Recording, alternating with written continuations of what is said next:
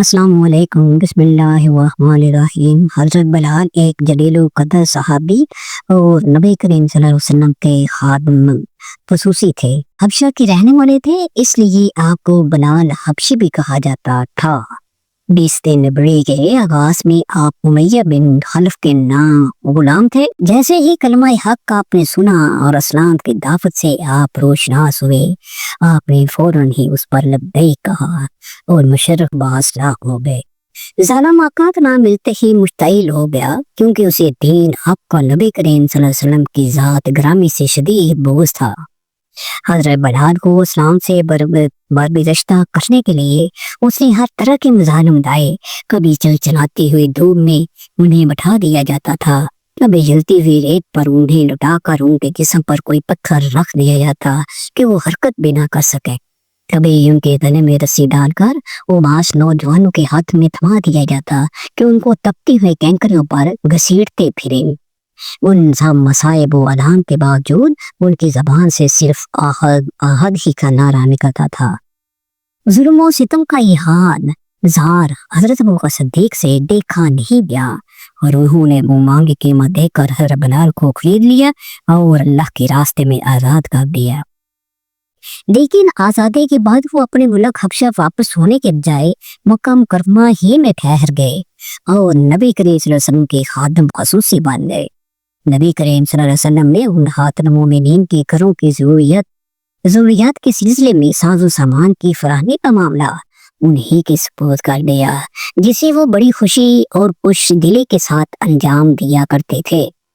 हज़रत बिलाल के मकाम व मर्तबा का अंदाज़ा इस वाक़े से किया जा सकता है कि नबी करीम सल्लल्लाहु अलैहि वसल्लम जब सफ़रे मिराज से वापस तशरीफ लाए तो आपने हज़रत बिलाल से दरियाफ्त फरमाया कि मिराज के मौके पर जब मैं जन्नत का मुशाहदा कर रहा था तो अपने सामने तुम्हारे जूतों की चाप सुन रहा था और मुझे यूं महसूस हो रहा था कि मैं जहाँ से भी गुजरता था तुम मेरे सामने जा रहे हो।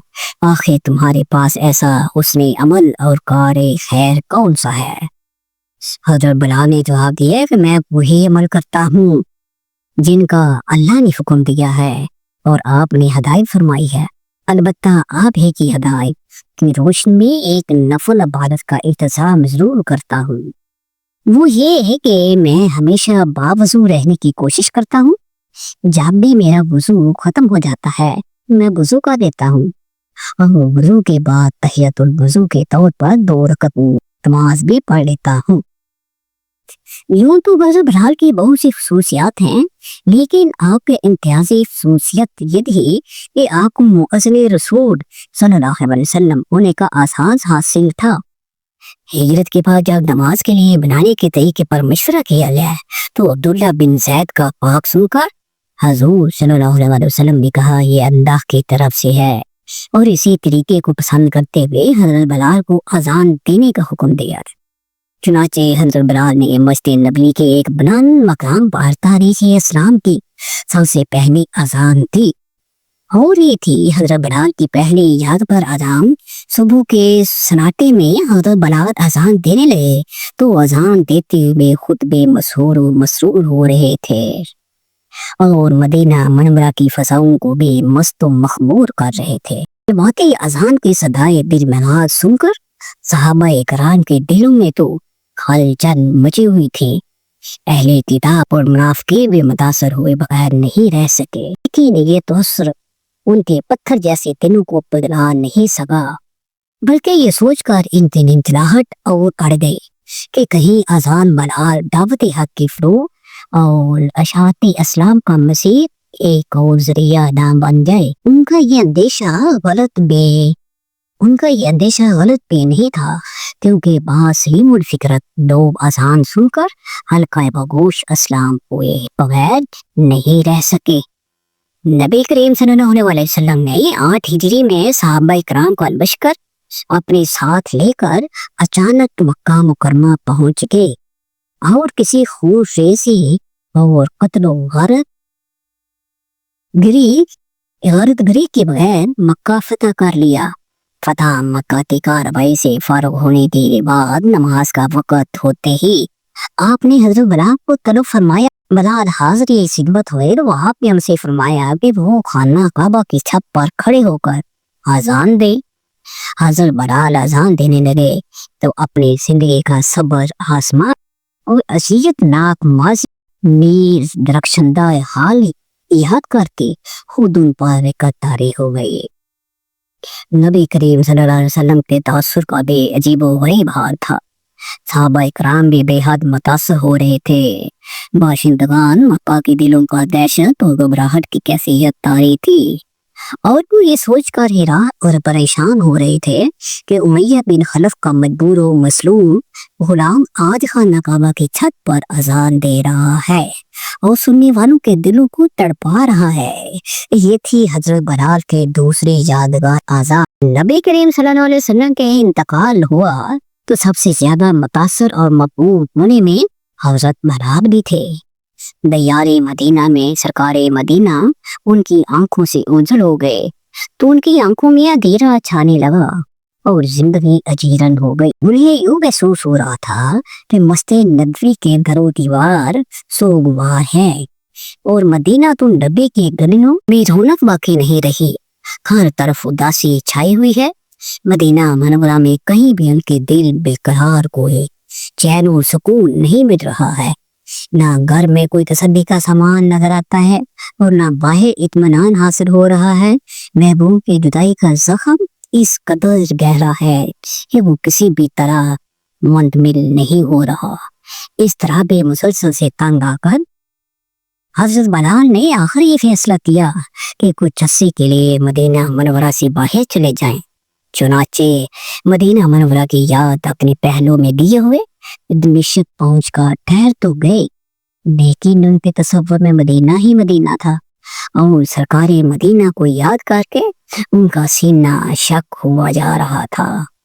दमिश्क में रहते हुए अभी थोड़ा ही अरसा गुजरा था कि एक शब ने नबी करीम सल्लल्लाहु अलैहि वसल्लम की ज़ियारत नसीब हुई। आकाए नामदार सल्लल्लाहु अलैहि वसल्लम मुझसे फरमा रहे थे कि बलाल हमको छोड़ कर तुम कहाँ चले गए, क्या हमसे नाराज हुए?